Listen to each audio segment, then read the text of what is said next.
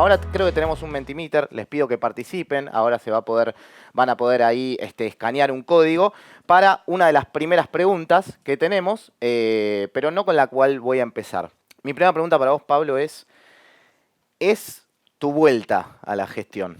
No es la primera vez que entras. ¿Qué se aprende de la primera? ¿Es más fácil la segunda vez? ¿Cómo entraste de esta vuelta?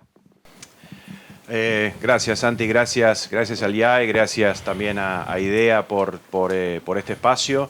Y la verdad que sí, o sea, el valor de la experiencia de haber pasado por la gestión pública es un activo invalorable, porque la curva de aprendizaje ya la tenemos. Y entonces, ¿dónde pega eso? Pega en el día a día, pero pega también en el origen del diseño del plan que ejecutamos. Entonces, es tremendamente importante porque, de alguna manera, lleva ese aprendizaje, esa experiencia, a un liderazgo en la gestión diferente.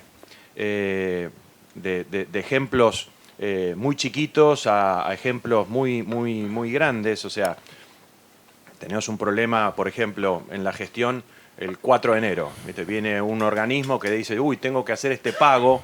Son pagos de algo que tenía que hacer antes del 13 de diciembre. Si se acuerdan, antes del 13 de diciembre entraban dentro de Bopreales, el Banco Central no podía dar acceso al MULC, etcétera, etcétera. Y teníamos el problema que este organismo tenía que hacer un pago importante porque si no se nos cortaba un suministro de energía, por ejemplo.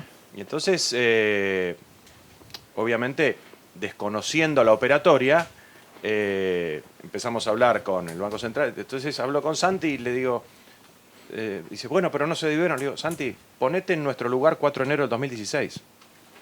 ¿No? O sea, no sabíamos ni cómo prender la luz. Claro, claro. Entonces, ahora tenemos la posibilidad de levantar el teléfono, saber a quién llamar y solucionarlo. Hagámoslo y listo. Y bueno, y se hizo. Y entonces, eso es un gap que es muy difícil de explicar. Pero también es importante porque justamente la experiencia previa nos dejó poder pensar en un programa de estabilización, un programa económico que ataque las causas de raíz del problema argentino, que es el déficit fiscal. Entonces, Argentina durante muchísimos años ha atacado las consecuencias del déficit fiscal, ¿no? Ha atacado a la inflación generada por el financiamiento monetario vía controles de precios, ha atacado la falta de financiamiento dándole a la maquinita que te genera inflación.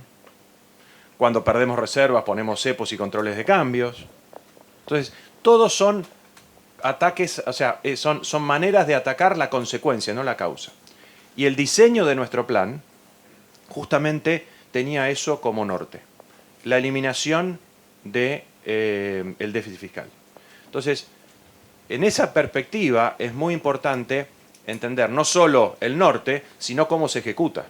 Entonces ahí viene otro componente importante, que es el siguiente. Que entendiendo el contexto y teniendo el diagnóstico, ¿qué diseñás? Bueno, ¿cuál es parte del diagnóstico? Que el policymaker en la Argentina tiene una falta de credibilidad enorme. Sea quien sea, Sea entra quien sea, y listo. Sea quien sea. Por nuestra historia, por las acciones pasadas. Entonces, el valor de la palabra no tiene ningún efecto. O sea, en países normales, el valor de la palabra del policymaker dice, vamos para allá. O sea, si estamos atentos. En la Fed cada discurso se dice lee. la Fed, se miran hasta las comas. Claro. ¿No? Bueno, en este caso, nosotros decimos, el 12 de diciembre vamos a llegar a equilibrio fiscal en 2024, y los agentes económicos se cruzan de brazos y te van a decir, bueno, vamos a ver si llegás. O vamos a ver si podés hacer esto cuando tenés la plaza llena de gente protestando. O vamos a ver si no le pedís plata al central cuando tenés un vencimiento que no podés cubrir. Entonces, nosotros diseñamos el plan justamente para poder tener resultados rápidos, porque la única credibilidad que nosotros íbamos a comprar era la credibilidad de los hechos. Entonces, rápidamente, el plan dio resultados en cuanto a que empezamos a sanear el balance del Banco Central y mostramos resultados a principios de febrero de un superávit financiero, pues ya no estamos viendo a nivel primario, sino superávit financiero en el primer mes de operaciones, con un pago además de 1.500 millones de dólares a los bonistas. Entonces, esa era una señal para nosotros muy clara. Y este escepticismo natural y esta falta de credibilidad que tiene, dice, bueno, enero. Bueno, vamos a ver si lo hacen. Y pasó febrero, y pasó marzo, y pasó abril, mayo, junio, julio, agosto. Y va a seguir pasando. Entonces, o sea, nosotros estamos generando credibilidad a través de los resultados. Y entonces, en esta cuestión, para dar resultados rápidamente, lo que tuvimos que hacer también es diseñar un plan que no dependa inicialmente del Congreso. Porque si dependíamos del éxito del plan de un Congreso, dado el contexto de peso que tiene el oficialismo en el Congreso, 10% en el Senado, 15% en diputados, era un riesgo no asumible decir vamos a depender de que el Congreso nos vote A, B, C para que nuestro plan tenga éxito. Correcto. Entonces, de vuelta, por diseño, diseñamos el plan que dé resultados rápidamente y por ende no tenía que depender del Congreso. Y por eso aumentamos ciertos ingresos temporariamente y hicimos una reducción de gastos muy importante. Ahora, esto es otra de las cosas que son inéditas en la Argentina y que tenemos que darnos cuenta que lo que está pasando hoy es realmente inédito. O sea, no es comparable con otras situaciones. Eduardo recién hablaba de Martínez de Oz, de Menem, de Cristina, etcétera, etcétera. Y esto es completamente diferente. ¿Por qué? Porque Argentina nunca tuvo superávit financiero en su historia sin estar en default. Es una pausa ahí para que nos demos cuenta de lo que eso significa. Argentina nunca tuvo superávit financiero sin estar en default. Y Argentina, entonces, todo lo que nosotros vamos haciendo en ese sentido es consecuente con lo que vamos diciendo. Entonces, ¿por qué? Entonces, para que la palabra nuestra se revalorice. Entonces, exacto. Argentina, o sea, soy el responsable del crédito, de la credibilidad en la República Argentina, del crédito público. Entonces, nosotros vamos a lograr refinanciamiento, acceso a los mercados, etcétera, etcétera, mostrando credibilidad a través de los resultados, ¿no? Entonces, otra cosa inédita que va a pasar es, en este diseño del plan, nosotros dijimos, bueno, vamos a aumentar ingresos temporariamente, aumentamos el impuesto país de 7,5 a 17,5, y todo el mundo dijo, temporaria, ¿sabes cuántos vinieron a decir temporariamente? Se queda para siempre. Y se queda para siempre, y tenemos impuesto al cheque para siempre, y tenemos bienes personales para siempre, etcétera, etcétera. Y fue parte de la negociación en el Congreso, que cuando el Congreso estaba de alguna manera reticente a volver a incluir impuesto a las ganancias dentro de la ley, querían coparticipar el impuesto país. Y nosotros dijimos, no, porque lo vamos a bajar. ¿Quieren coparticipar el impuesto al cheque? No, porque lo vamos a sacar. Y entonces, nosotros lo que dijimos en su momento, que era temporario, es realmente temporario. Entonces, eso también es inédito, porque ayer anunciamos la baja a partir del lunes del impuesto país de 17,5 a 7,5. Lo que nosotros subimos lo bajamos. A todo es, ¿no? Por las dudas. Es a bienes y fletes. Ok. Es a bienes y fletes. Tarjeta queda, obviamente, ¿no? O sea, pero lo que estamos haciendo en ese sentido es cumplir con la palabra. Fíjate cómo constantemente revalorizamos el valor de la palabra a través de los hechos. Entonces, la preocupación en cuanto a nosotros hacemos estas acciones es porque como tenemos este escepticismo y esta tendencia a ver el vaso medio vacío, es, pero ¿van a llegar a los números bajando el impuesto país? Y sí, o sea, lo otro que tenemos que tener es el equilibrio fiscal es innegociable.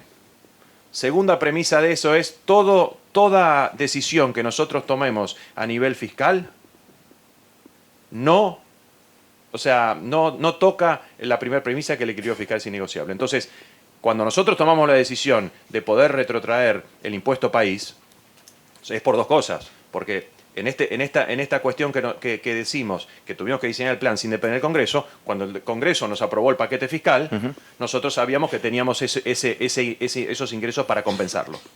Entonces, cumplimos la palabra. Muchachos, sacaste el paquete fiscal, nosotros podemos bajar el impuesto país. Y este es un sendero al que vamos a seguir profundizando. Bueno, no es que estamos cómodos en este nivel de superávit financiero. Estamos completamente comprometidos en seguir bajando el gasto para poder bajar los ingresos, que es la baja de impuestos, que va a darle a la economía argentina la competitividad que necesita, porque es el Estado el que le pone la pata arriba al sector privado. Ahí, Pablo, te pregunto algo que no es estrictamente de finanzas, así que la puedes esquivar si querés. Pero hay un tema también de coordinación, digo, ¿no? Esto de Nación está queriendo bajar ciertos tributos, pongámosle, pero de repente para poder financiarse provincias, municipios, se empiezan a subir ciertas tasas que también te sacan competitividad a la economía en general. Digo, ¿hay coordinación en eso? ¿Cómo lo ves hacia adelante? Mira, la coordinación es necesaria, pero no hay mejor coordinación que los incentivos económicos. O sea, nosotros estamos generando las condiciones para que el sector privado se desarrolle. O sea, nosotros no tenemos nada que hacer en un montón de lugares en los que el Estado ha estado metido durante décadas. Y ese es un proceso, o sea, muy largo, muy dinámico, que está también, o sea, que estamos también haciendo en coordinación con Federico, que está haciendo un laburo tremendo en ese aspecto. Pero de vuelta, las provincias también tienen sus necesidades. Ahora, lo que pasa a ser interesante es este tema de los incentivos. ¿Por qué? Porque lo vimos hace poco, hace unas semanas, cómo las provincias tienen que empezar a competir por inversiones, ¿no? Y entonces, vos fijate cómo una regulación como el RIGI lleva a que una inversión vaya acá o allá dependiendo de su adhesión o no. Empieza a haber una diferenciación. Claro. Hay una diferenciación de crédito, hay una diferenciación de percepción, hay una diferencia de cuán amigable sos para las inversiones. Ahora, si vos me cobrás la nafta más cara en un municipio porque te aprovechás de la baja que hace Nación, bueno, el agente económico tiene que decir, bueno, no voy a cargar nafta en Quilmes. Entonces se producen dos cosas, se le produce más recesión a ese municipio por falta de actividad, porque las estaciones de servicio dicen, yo no puedo vender, voy a Berazategui a comprar nafta y no voy a ir a Quilmes, voy a Avellaneda, vengo de paso, etcétera, etcétera. Entonces, eso es una cuestión de incentivos. Aparte de eso, sí estamos trabajando activamente para que esas cosas no sucedan y que el precio sea transparente. Bien. Parte de la intención de meter dentro de los tickets que uno compra, los impuestos discriminados, etcétera, etcétera, va en esa dirección. Bien. Para que la gente se dé cuenta que no es que nosotros, en este caso en Quilmes, aumentamos la nafta. Es Mayra Mendoza quien aumenta la nafta. Claro. Para su municipio. Entonces, ¿querés poner un peaje antes de entrar a la estación de servicio para decir, mirá, pasando de acá, además porque tiene que haber una contraprestación? Sí, si estás así. Todo ese sistema está totalmente, o sea, lo que es importante es que todas estas cosas empiecen a quedar expuestas. Bien. Vamos a ver si tenemos ahí algunos resultados o si ya escanearon. El que no escaneó, por favor. Ahí tenemos. ¿Considera que Argentina tiene un problema de deuda? Uno que sí, uno se jugó. Uno que no, 9. Argentina tiene un problema de deuda. Bueno, vamos a ver cómo termina la encuesta mientras la van haciendo, pero te voy trasladando la pregunta. Ahora tenés que convencerlo para que esto cambie, digamos, ¿no? A ver si cambia efectivamente. Tiene un problema de deuda Argentina que se puede dimensionar en varias cosas. Se puede dimensionar en montos, se puede dimensionar en vencimientos de corto plazo, se puede dimensionar en... Vamos a la arista que vos quieras, pero creo que una de las preocupaciones que anda dando vueltas en el mercado es hay pocas reservas en el Banco Central, diría negativas, y tenés que afrontar vencimientos desde enero de 2025, diría, bastante abultados, con riesgo país todavía alto. Digo, ¿cómo hacemos esa ecuación? ¿Cómo la leemos? Mira, Argentina tiene a ver, volvemos al tema de credibilidad.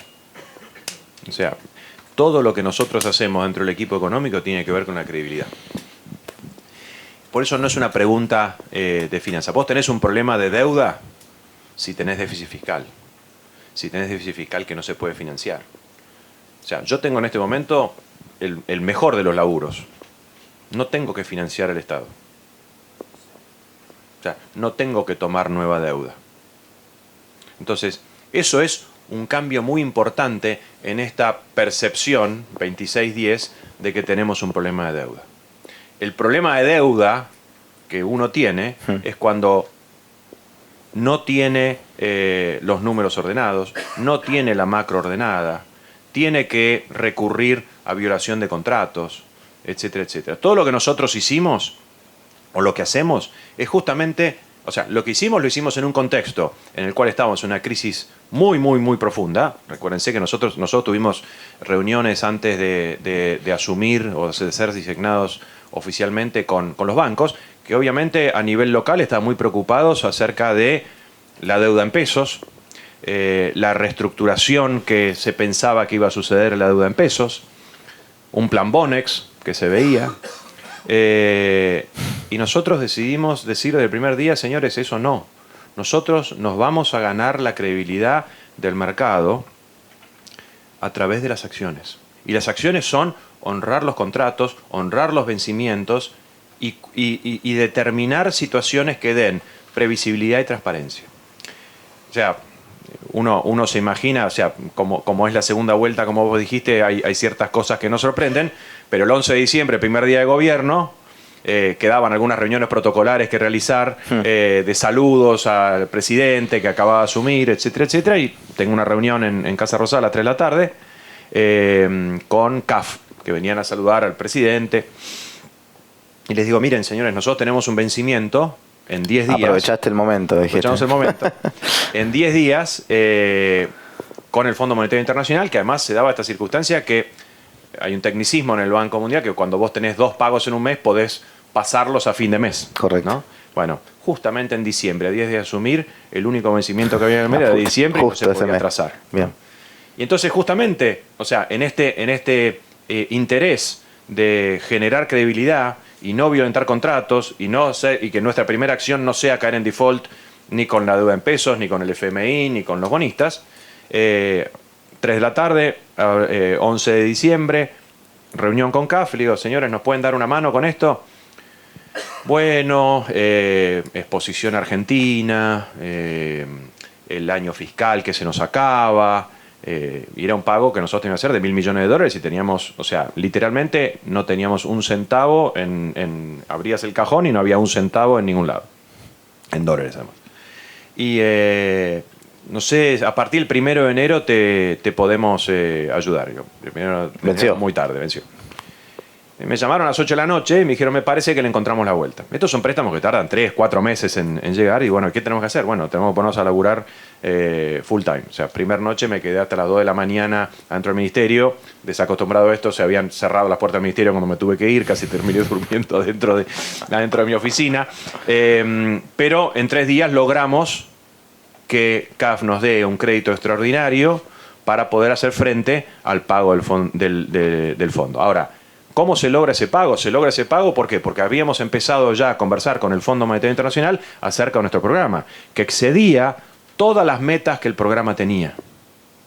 Y entonces, no solo las excedía, y ahí nos dieron crédito y credibilidad, sino que también nos dieron el beneficio de la duda. Porque justamente, a ver, era un programa que estaba muerto. Vienen este equipo a decir, vamos a hacer esto, inédito en Argentina. Bueno, vamos. Claro. Entonces ahí entramos en la primera revisión y la primera revisión fue con todas las metas sobrecumplidas. Y entonces, y al mismo tiempo empezamos a diseñar un plan de financiamiento, o sea, a los 10 días a los 10 días de pagar al fondo, teníamos el pago a los bonistas. Entonces era otro hito de credibilidad. Señores, nosotros vamos a pagar. O sea, ahora, si lo hicimos en ese momento, en las condiciones en las que estábamos, y el ajuste fiscal que hicimos y el equilibrio fiscal en el que estamos haciendo los deberes. O sea, la consecuencia es que esa credibilidad y esos resultados son los que nos van a dar acceso a los mercados. Ahora, nosotros tenemos la responsabilidad de pensar en alternativas siempre. Siempre. O sea, como responsables, uno toma decisiones de administración de riesgo constantemente. Entonces, hay riesgos que nosotros no podemos asumir. Y por eso salen en el mercado y rumores de alternativas de financiamiento que el equipo analiza. Ripos, préstamos, etcétera, etcétera. Entonces, se genera toda una cuestión que si querés, de pseudoansiedad, en la cual nosotros no nos enganchamos. O sea, nosotros tenemos un plan financiero que es perfectamente financiable. Hay cuestiones que no están metidas dentro del esquema, porque al ser tan inéditas, o sea, la gente no incorpora que nosotros tenemos de 1 billón a 1,5 billones de pesos de superávit mensual. Entonces... Ahora va a bajar un poquito. No, el primario no. El primario no. Ok. El primario no. O sea, ese es el primero. Después, con eso pago los intereses.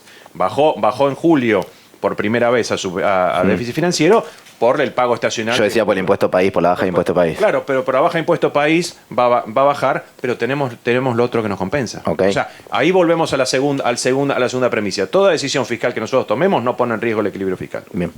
Eso es condición sine qua non. Ahora, el crédito lo armás. Yo que soy el responsable del rollover, de la renovación, etcétera, etcétera, lo ganás con las acciones que estás tomando a nivel fiscal, a nivel monetario, etcétera, etcétera. Eso es lo que te da credibilidad. Eso es lo que te da espacio hoy para que haya una expansión de crédito brutal en la Argentina como nunca ha habido en un periodo tan corto. ¿Por qué?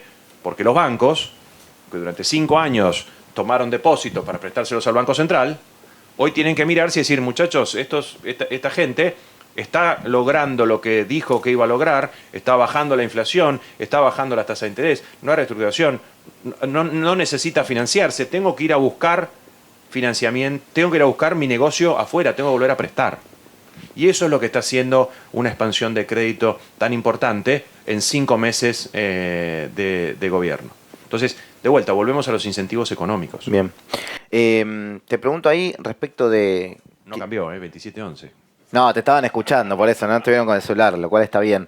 ¿Qué crees que hay detrás de la suba del riesgo país? Digo, en abril estábamos más cerca de 1.100, ahora estamos más cerca de 1.400, 1.500, sin condiciones que han cambiado demasiado. Digo, vos me hablás del fondo, me hablas de todo lo que hay de fondo, de el equilibrio fiscal que no se compromete, de seguir mostrando resultados, de compromisos, de la palabra, y sin embargo... Puede haber efectos externos, por supuesto, y demás, pero sin embargo no siguió convergiendo. ¿A qué se lo atribuís? ¿Qué hay detrás?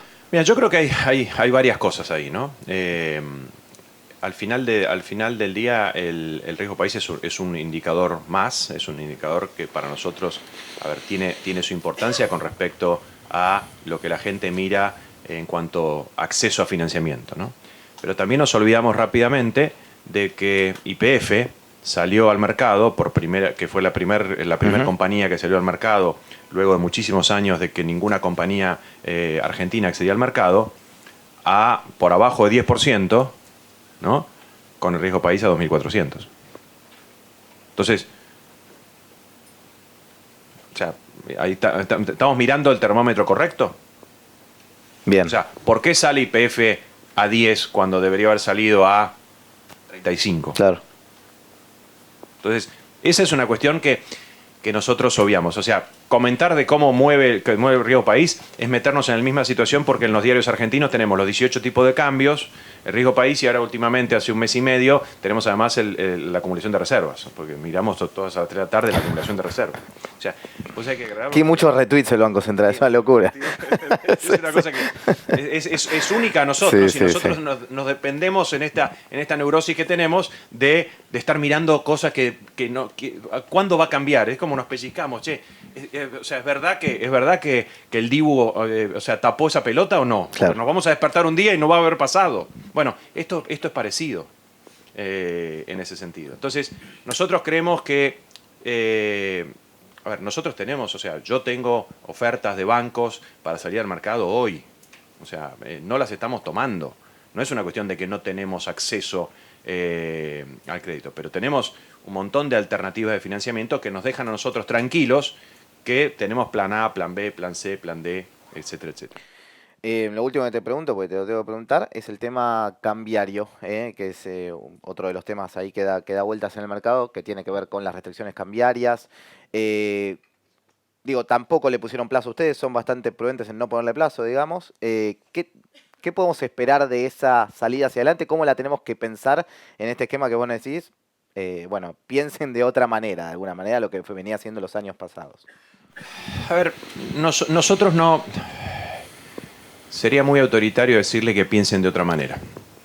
lo que nosotros hacemos es invitar a que vean la consistencia de lo que estamos haciendo, que desde el 12 de diciembre todo lo que venimos diciendo que íbamos a hacer lo cumplimos, que los resultados que vemos al respecto se están dando.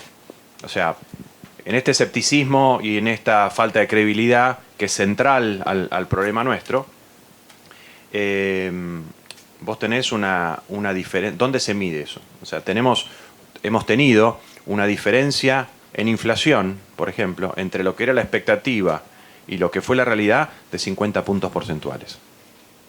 Con 50 puntos porcentuales de diferencia entre expectativa y realidad, vos armás el escenario macroeconómico que quieras.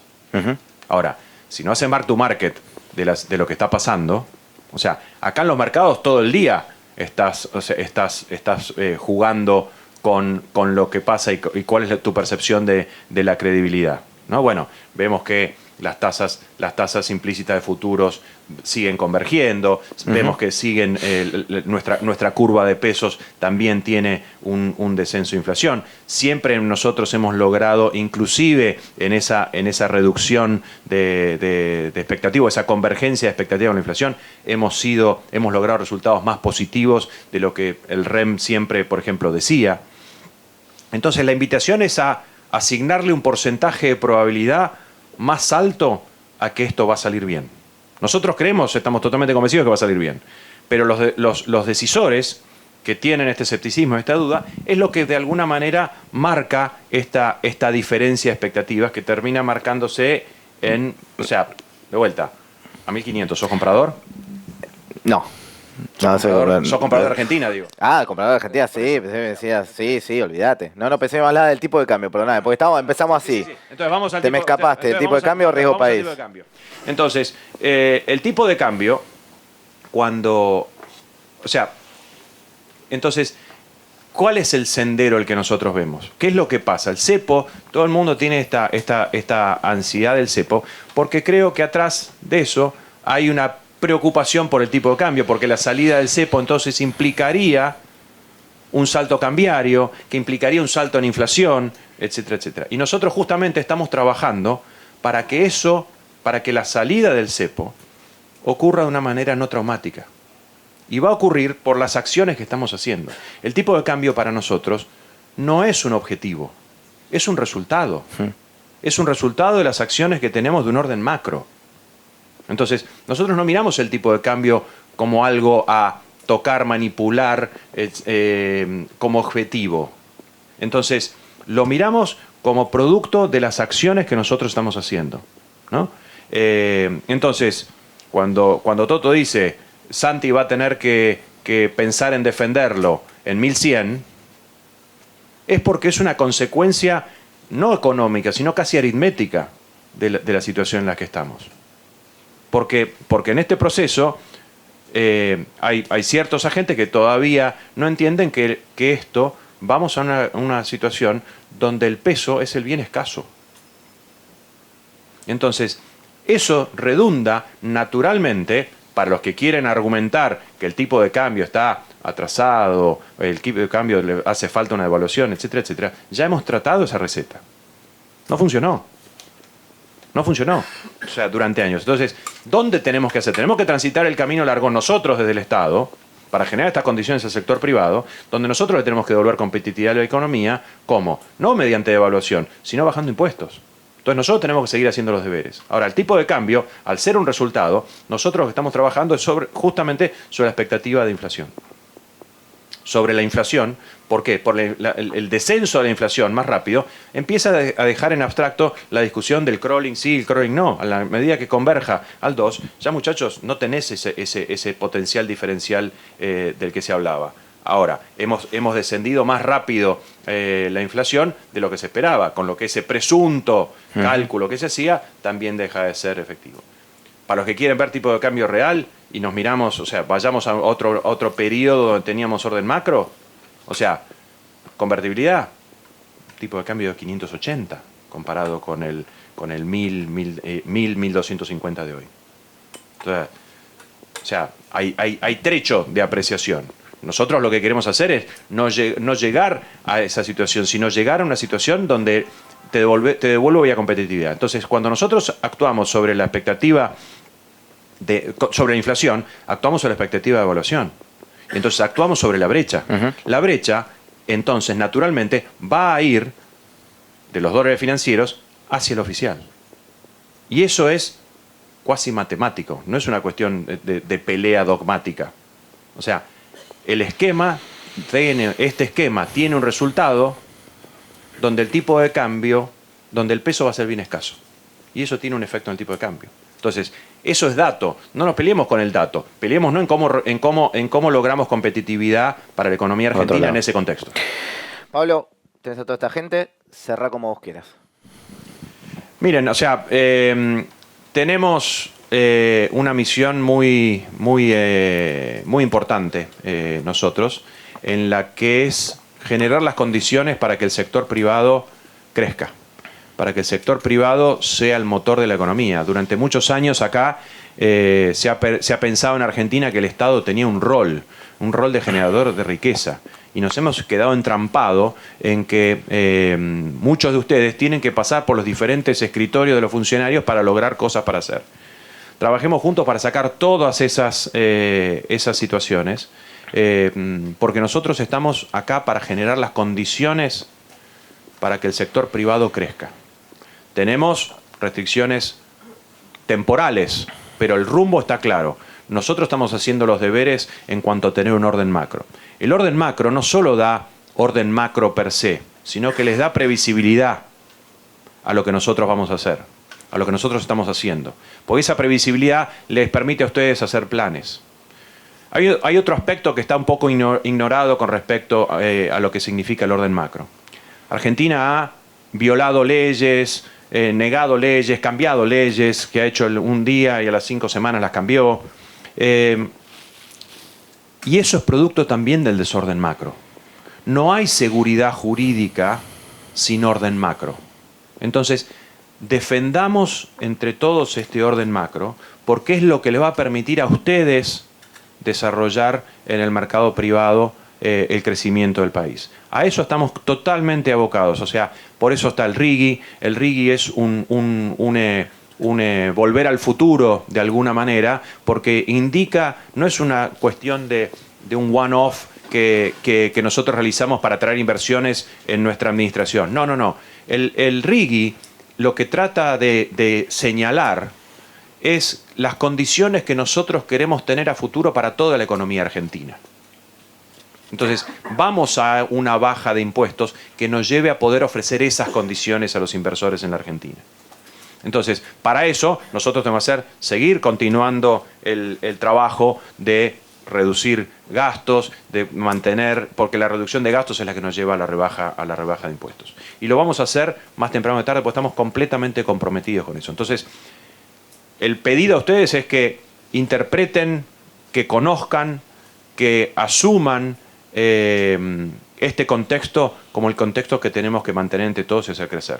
Porque de esa manera es donde vamos a poder desarrollar todo el potencial que ustedes tienen como sector privado. Muchas gracias.